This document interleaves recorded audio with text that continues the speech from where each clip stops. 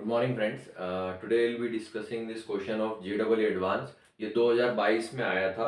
ठीक है, अब इसमें क्या क्वेश्चन है समझिए। जैसे कि एक सर्किट दिया हुआ है और एक और ये सर्किट दिया हुआ है। ठीक है, अब इसमें R1 की वैल्यू ये 1 2 3 दी हुई है, ये 1/2 दिया हुआ है, ये 1 2 3 दिया हुआ है, और ये अब इसमें क्या है डियर्स, चार ऑप्शंस दिए हुए हैं और आपको बताना है कि कौन सा ऑप्शन सही है कौन सा गलत है। तो हम पहले ऑप्शन से चालू करते हैं, लेकिन उसके पहले थोड़ी सी एक उसका बैकग्राउंड है, वो ये है कि इसमें P1 और इसमें Q1 ये दो पावर बताई हुई है, और इसमें P2 और इसमें Q2 दो पावर बताई हुई है। अब P1 कब की पावर है डियर, जब ये जो S1 है ना ये ओपन है तब की पावर है P1, और P2 कब की पावर है, जब S2 क्या है, ओपन। ठीक है, और ये Q1 कब की पावर है, जब S1 क्या है, क्लोज, और Q2 कब की पावर है, जब S2 क्या है, क्लोज। क्लियर, ये कंडीशन कुछ आपको दी हुई है। ठीक है, ये बैकग्राउंड है। तो हम बैकग्राउंड को समझते हुए गाड़ी आगे बढ़ाते हैं और हम समझते हैं कि क्या करना है इसमें। ठीक है, ये मैंने बता दिया कौन सी क्या पावर है। ठीक है, चलिए तो अब आगे बढ़ते हैं। अब पहला ऑप्शन जो बोल रहा है कि जो ए बी है ना इसके अक्रॉस में आपको 6 वोल्ट की सप्लाई लगानी है, और यहाँ पर भी आपको 6 वोल्ट की सप्लाई लगानी है। क्लियर, जब आप इसमें 6 वोल्ट की सप्लाई लगाते हैं और स्विच क्या रखते हैं, ओपन, है ना। स्विच ओपन रखेंगे तो जैसा मैंने आपको बताया P1 की वैल्यू निकालेंगे, इधर से क्या निकालेंगे डियर्स, P2 की वैल्यू, है ना। तो ये क्वेश्चन बहुत सिंपल है, जस्ट सीरीज पैरेलल का क्वेश्चन है देखा जाए तो, है ना। चलिए, तो वैसे तो इसके बहुत सारे कंसेप्ट क्लास 10th में आ जाते हैं, फिर भी हम जल्दी चलिए करते हैं इसको, है ना। तो पहला ऑप्शन है कि जब वोल्टेज आपने 6 वोल्ट का लगाया दोनों सर्किट में, तो कौन सी वाली पावर ज्यादा है, ये या फिर ये। ठीक है, तो पहले हम P1 को सॉल्व करेंगे। P1 मतलब इसकी पावर को सॉल्व करेंगे। ठीक है, तो देखिए इन दोनों का सीरीज कॉम्बिनेशन कितना हो जाएगा, 3 + 2 5 इंटू कितना हो जाएगा 0.5 डिवाइडेड बाय क्या हो जाएगा 5 + 0.5, तो ये कितना हो जाएगा 5 5 25, 2.5 डिवाइडेड बाय क्या हो जाएगा 5.5।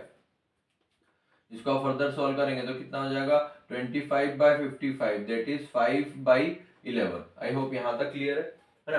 अब आप देखिए ये आपने निकाल लिया इसको सॉल्व करके, तो मतलब इस पूरे को जब मैं सॉल्व करता हूँ, इस पूरे को सॉल्व करके मुझे जो वैल्यू मिलती है डियर्स वो क्या मिलती है। So let us right the value, है ना। और ये स्विच ओपन है तो इसका कोई मतलब नहीं है ना। तो इसको पूरे को सॉल्व करा मैंने, इस पूरे पैरेलल कॉम्बिनेशन को, तो मुझे क्या वैल्यू मिली यहाँ पर बताइए, 5/11। क्लियर, अब ये जो है इसको इसके साथ सीरीज में जोड़ेंगे तो 5/11 प्लस कितना हो जाएगा 1, मतलब इसको अगर मैं आर इक्विवेलेंट निकालने जाऊंगा फर्स्ट वाली सर्किट का, तो कितना आ जाएगा बताइए, 5 + 11 डिवाइडेड बाय 11, मतलब ये क्या हो जाएगा 16/11। ये किसका निकला, आर इक्विवेलेंट किसका निकला, फर्स्ट का। ठीक है, यहाँ तक क्लियर हुआ। अब ये स्विच ओपन है, मतलब ये कहानी पूरी निकल गई। अब ये पूरी कहानी निकल गई डियर्स। ठीक है, तो अब ये निकल गया, मतलब इन तीनों का पैरेलल सॉल्व करना है हमको, है ना। तो अब इसका हम पैरेलल सॉल्व कर लेते हैं, तो क्या होगा आर इक्विवेलेंट 2 बराबर क्या हो जाएगा, पहले 1 × 2 अपॉन 1 + 2, मतलब ये क्या हो जाएगा 2/3। क्लियर, अब फिर इन दोनों का पैरेलल आ चुका है, उसके साथ इसका निकालना है। क्लियर, तो अब इसका निकालने हम जाएंगे तो सेकंड का आर इक्विवेलेंट निकालें, तो अभी हमने केवल इन दोनों का पैरेलल निकाला, तो कितना है 2 है ना, डिवाइडेड बाय 2/3 + 3, है ना। तो कितना आया, इनका आया 2/3 × 3 अपॉन 2/3 + 3, तो 3 से 3 कट गया तो ये हो गया 2/1, और ये कितना हो गया 3 3 9, 9 और 2 11। Clear, divided by 3। I hope this is clear, है ना। तो इसको अगर आप सॉल्व करेंगे तो कितना हो जाएगा 2/1 × 3/11, तो this will be 6/11। I hope this is clear. तो इसका आर इक्विवेलेंट आया आपका 6/11, इसका कितना आया 16/11, तो ये आया आर इक्विवेलेंट 2 और ये आया आर इक्विवेलेंट 1। क्लियर, अब अगर आप इसमें पावर निकालने जाएंगे डियर्स, तो पावर का क्या हो जाएगा, सो लेट अस सी पावर कैसे होगा। तो दोनों में वोल्टेज दिया हुआ है, तो हमको वोल्टेज के करस्पॉन्डिंग पावर निकालनी पड़ेगी ना। हमारे पास दो फॉर्मूले होते हैं पावर के, तो P = क्या हो जाएगा V² / R इक्विवेलेंट, है ना, दोनों केस में। अब आपसे ये पूछा है ये P1 बड़ा है या P2 बड़ा है ना। तो देखो वोल्टेज तो कांस्टेंट है, यहाँ पर देखो वोल्टेज कांस्टेंट है, तो R इक्विवेलेंट जो 1 है, ये वाली वैल्यू जो है, अब हमको चेक करना है कि वो 2 से कैसी है। तो P1 को मैं ऐसा लिख सकता हूँ क्या, क्योंकि वोल्टेज दोनों में सेम है, और है ना, तो मैं ऐसा लिख सकता हूँ क्या कि R equivalent is inversely proportional to power, है ना। तो अब आपको बस इतना सा देखना है कि कौन सा आर इक्विवेलेंट ज्यादा है। तो देखो ये वाला आर इक्विवेलेंट इससे ज्यादा है है ना, दिख रहा है आपको, फर्स्ट वाले का आर इक्विवेलेंट सेकंड वाले ज्यादा है, तो ये वाला आर इक्विवेलेंट ज्यादा हुआ मतलब नीचे वाली चीज ज्यादा हुई, मतलब ये वाली चीज क्या होगी, कम होगी, मतलब कि P1 will be less than P2। Clear, तो फर्स्ट ऑप्शन यही आ रहा है इसमें कि P1 is less than P2, है ना, so this is correct one. Okay, चलिए अब इसको हम आगे बढ़ाते हैं। ओके, अब ये बोलता है कि जो आपने ये सब सॉल्व करा, अब इसमें बोल रहा है कि यहाँ पर हमने वोल्टेज ना लगाते हुए डियर्स, अब वोल्टेज ना लगाते हुए यहाँ पर हमने क्या लगा दिया, यहाँ पर एक कांस्टेंट करंट सोर्स लगाया है ना, तो क्या फर्क पड़ेगा, सो लेट अस सी क्या फर्क पड़ेगा। सो देखो यहाँ पर हम अगर कांस्टेंट करंट सोर्स लगा देंगे, ठीक है, तो यहाँ पर कांस्टेंट करंट सोर्स लगाने पर क्या होगा, so it will be like this, है ना, तो ये हो जाएगा P इक्वल टू क्या हो जाएगा, आई स्क्वेयर आर, है ना। अब कांस्टेंट करंट सोर्स लिखा है, देखो when a constant current source of 2 ampere, okay, कितने का, 2 एम्पियर का, when a constant current source of 2 ampere is connected across A and B in both the circuits, है ना। तो देखो अगर दोनों में हम निकालने को, तो कांस्टेंट करंट मतलब करंट तो क्या सेम, मतलब P क्या हो जाएगा, प्रोपोर्शनल टू R, जिसका R बड़ा उसका P बड़ा, है ना, कांस्टेंट करंट में। तो अब देखो R तो फर्स्ट वाले का बड़ा है, मतलब सेकंड वाले जो ऑप्शन है उसमें क्या केस हो जाएगा कि P1 should be equal to P2।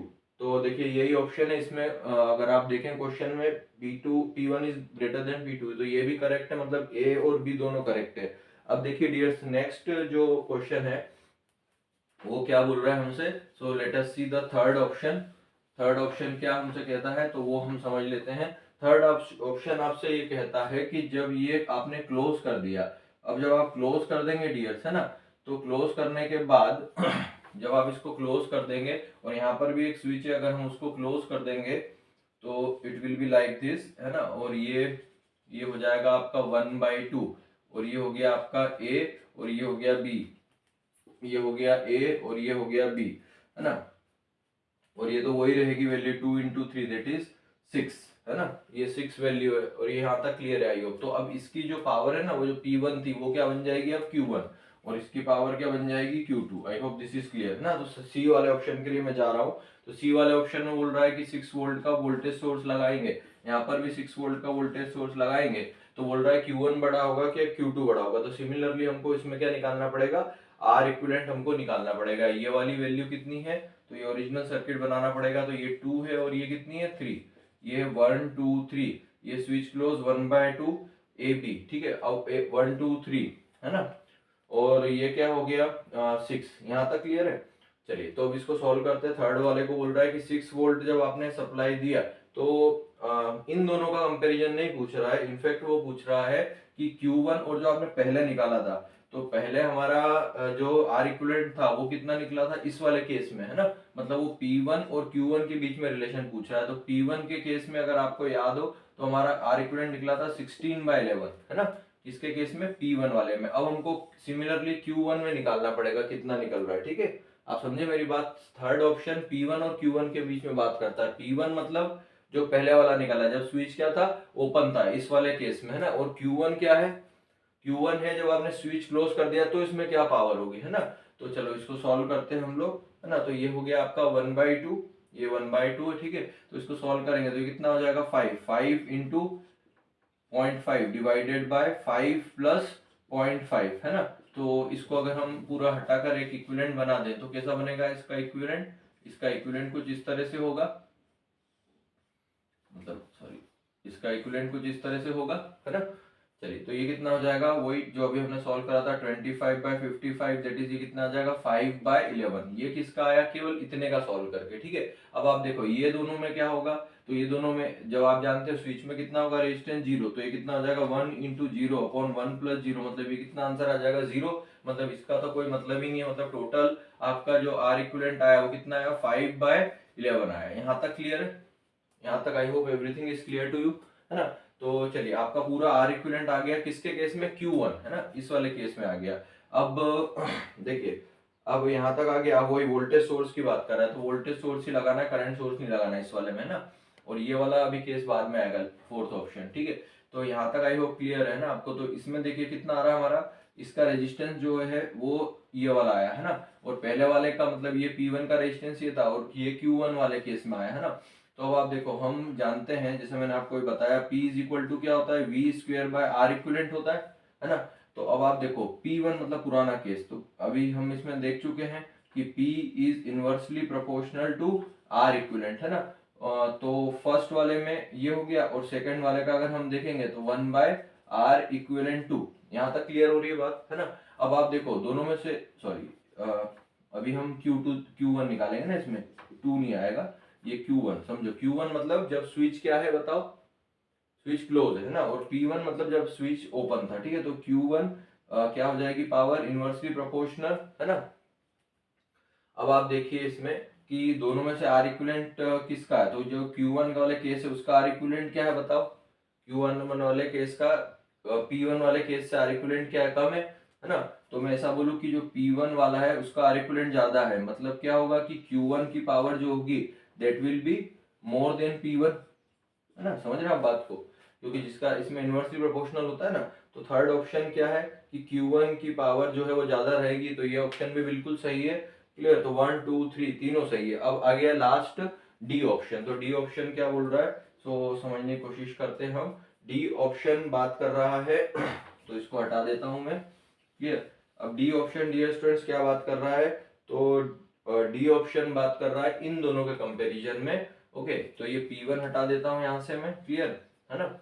और यहाँ से ये वोल्टेज सोर्स नहीं है, जबकि यहाँ पर करंट सोर्स लगाया है, यहाँ पर करंट सोर्स लगाया है 2 एम्पियर का, ठीक है। और यहाँ पर भी क्या लगाया डियर स्टूडेंट्स, करंट सोर्स लगाया है 2 एम्पियर का, है ना। अगर दोनों पे 2 एम्पियर का करंट सोर्स लगे, क्लियर, तो इसका तो आपने आर इक्विवेलेंट निकाल लिया, तो इसके निकालने की जरूरत नहीं है। तो इसका आर इक्विवेलेंट आपका कितना आया, 5/11 बस, तो है ना ये Q1। और Q2 का हम आर इक्विवेलेंट निकाल लेते हैं, तो ठीक है चलिए स्टार्ट करते हैं। तो ये कितना हो जाएगा, 1 × 2 अपॉन क्या हो जाएगा 1 + 2, तो ये कितना हो जाएगा 2/3, है ना। इसका आ गया 2/3। अब 2/3 इंटू 3 अपॉन 2/3 + 3, है ना। तो ये कितना हो जाएगा, ये इससे कट गया, तो 2/1 डिवाइडेड बाय 3 3 9 और 2 11, 11/3। मतलब अगर आप इसको सॉल्व करेंगे तो ये कितना आ जाएगा 2/1 इंटू 3/11, मतलब ये कितना आ गया 6/11। आई होप यहाँ तक क्लियर है चीजें, है ना।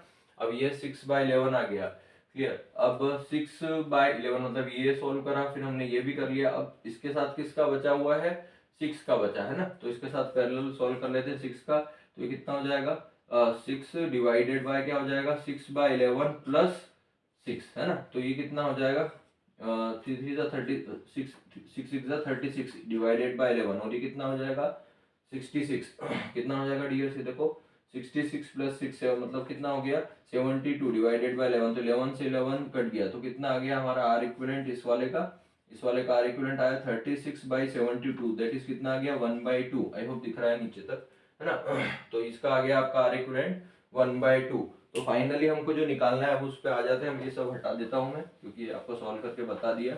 अब मैं सीधा सा लिखता हूँ हमको निकालना क्या है।